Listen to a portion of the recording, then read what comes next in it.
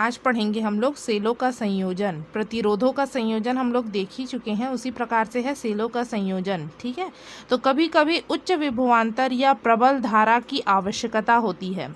ऐसी स्थिति में सेलों को विभिन्न प्रकार से संयोजित कर बैटरी बनाती हैं। ठीक है ना, बहुत सारे सेलों को जोड़ दिया जाता है तो उसे क्या कहते हैं, बैटरी कहते हैं। ठीक है, तो सेलों को 3 प्रकार से संयोजित करते हैं, श्रेणी क्रम में, समांतर क्रम में और मिश्रित क्रम में। मिश्रित मतलब श्रेणी में भी होगा, समांतर में भी होगा। तो पहले देखते हैं श्रेणी क्रम संयोजन। श्रेणी क्रम संयोजन में मैंने n सेल लिए हैं। कितने सेल, n सेल, 1 2 3 4 कहाँ तक, n तक। ठीक है, डैश डैश डैश करके लिखा है ना, तो वो n सेल है। ठीक है, उसके साथ एक बाह्य प्रतिरोध लगा दिए हैं। ठीक है, तो यहाँ देखते हैं श्रेणी क्रम सभी जानते हैं कैसे जोड़ा जाता है।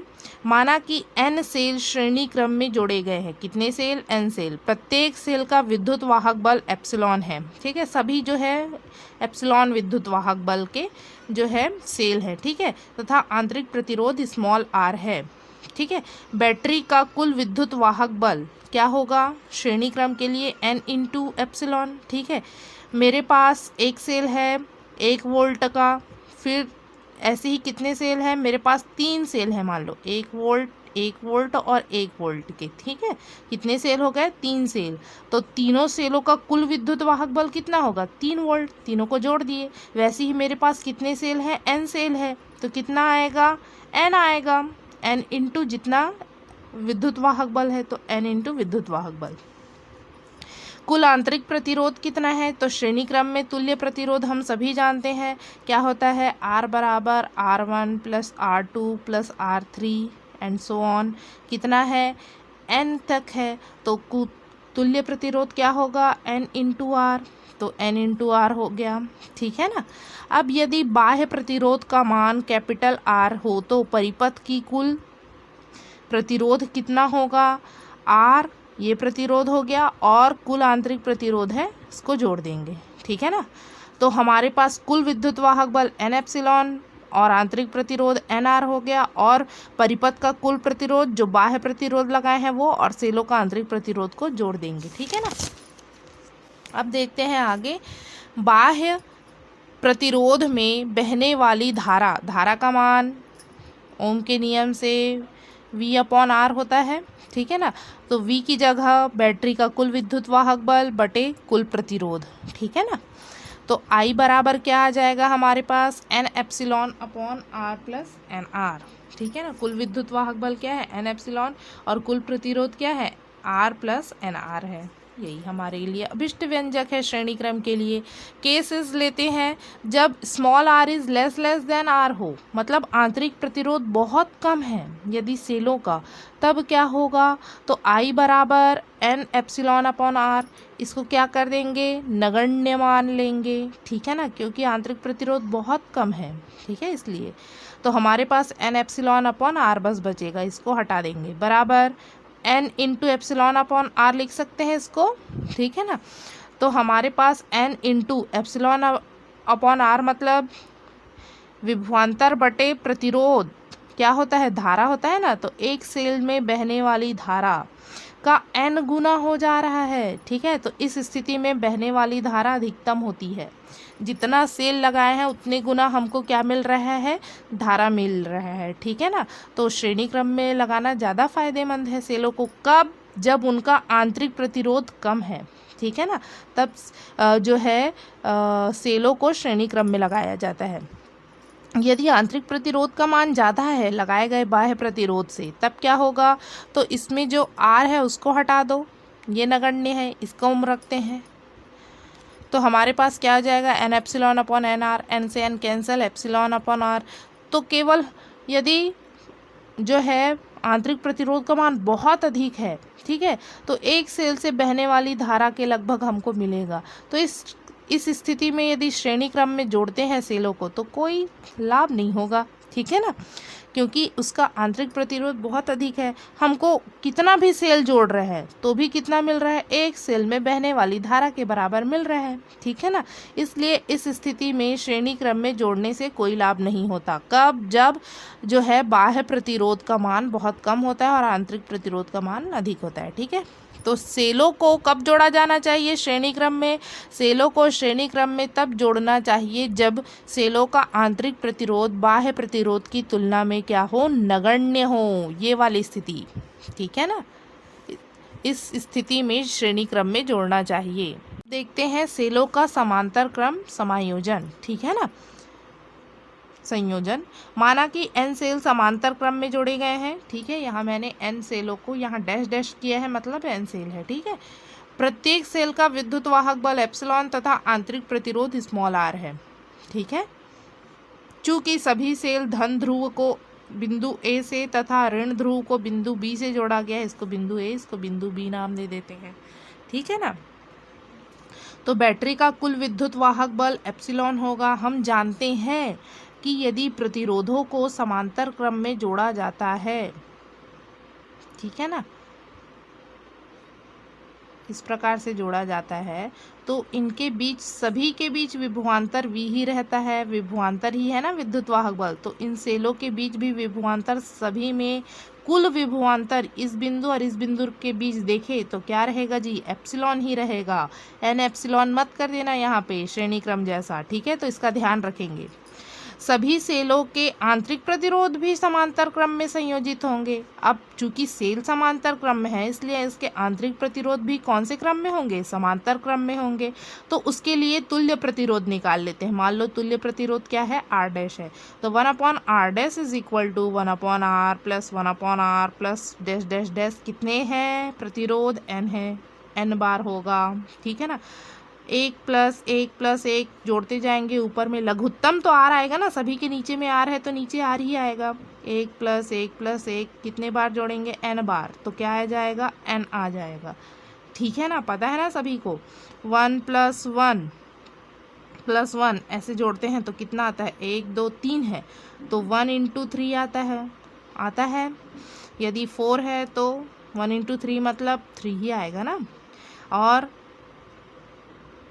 यहाँ कितने बार जुड़ा है? 1 n बार जुड़ा है तो क्या आ जाएगा? n। यदि 2 बार जुड़ता है तो 2 आता है, 3 बार जुड़ता है तो 3 आता है, तो n बार जुड़ा है 1 तो कितना आएगा जी? n आएगा कि नहीं आएगा, ठीक है। तो इसलिए यहाँ पे क्या आया है? n/r आ गया है।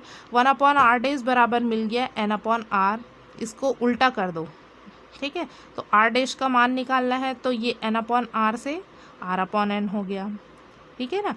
1/r को क्या किए? r डैश कर दिए, ऊपर लेके गए, ठीक है। तो ये भी क्या हो गया? r/n हो गया, ठीक है। तो ये तुल्य प्रतिरोध निकल गया।